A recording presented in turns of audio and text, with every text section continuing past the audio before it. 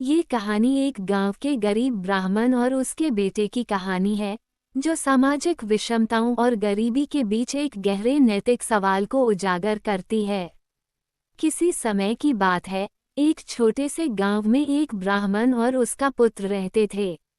ब्राह्मण का नाम घीसू था और उसका पुत्र माधव। घीसू और माधव गरीब थे और अपना जीवन किसी तरह गुजर बसर कर रहे थे। उनकी दिनचर्या में काम का अभाव था और जब कुछ काम मिल भी जाता तो वे उसे भी छोड़कर आराम करने में अपना समय बिताते। उनका मानना था कि जीवन बुरा नहीं है, बस उसे बुरा समझने की जरूरत नहीं है। एक दिन घीसू की पत्नी धनिया अचानक बीमार पड़ जाती है। उसकी हालत इतनी खराब हो जाती है कि उसे डॉक्टर की जरूरत होती है, लेकिन घीसू और माधव के पास इतने पैसे नहीं थे कि वे डॉक्टर को बुला सकें। कुछ समय बाद धनिया की हालत और बिगड़ जाती है। अब घीसू और माधव दोनों ये सोच रहे थे कि कैसे धनिया का इलाज किया जाए।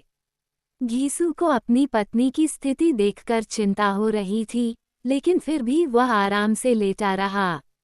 वह जानता था कि अब कुछ नहीं किया जा सकता। धनिया के इलाज के लिए उसके पास पैसे नहीं थे, और फिर भी वह सोचता था कि जब सब कुछ भगवान के हाथ में है तो उसे क्यों चिंता करनी चाहिए।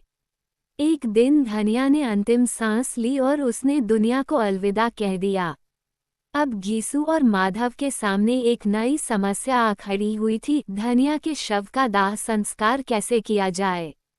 घर में पैसे नहीं थे, लेकिन घीसू की निगाहें गांव के मंदिर की ओर थीं, जहां से वह एक कफन उधार लेने की सोचता था। घीसू और माधव का एकमात्र मुद्दा अब ये था कि धनिया को ठीक से दफनाया जाए, लेकिन कफन के लिए उन्हें पैसे जुटाने की आवश्यकता थी। घीसू ने अपनी पूरी जिंदगी केवल आलस्य और तत्स्थता में बिता दी थी, और अब उसने यही सोचा था कि वह कफन के लिए कोई उपाय निकालेगा।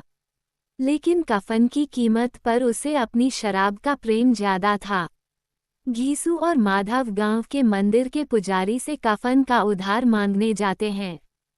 पुजारी उन्हें कफन देने से मना कर देता है, लेकिन घीसू और माधव के लिए इस समय यह एक अहम मुद्दा बन गया था। उधारी की कीमत पर उन्होंने पहले शराब पीने का फैसला किया। घीसू और माधव ने पहले शराब पी और फिर धनिया का शव लेकर गांव में एक स्थान पर पहुंचे, लेकिन उनका दिल अभी भी कफन के बिना ही ठंडा था।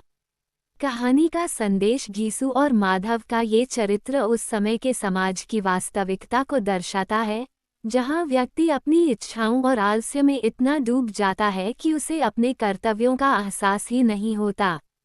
ये कहानी हमें ये सिखाती है कि जीवन में जिम्मेदारियां और प्राथमिकताएं सबसे पहले होनी चाहिए, और किसी भी इंसान को अपनी जिंदगी में दूसरों की स्थिति और दर्द को समझना चाहिए।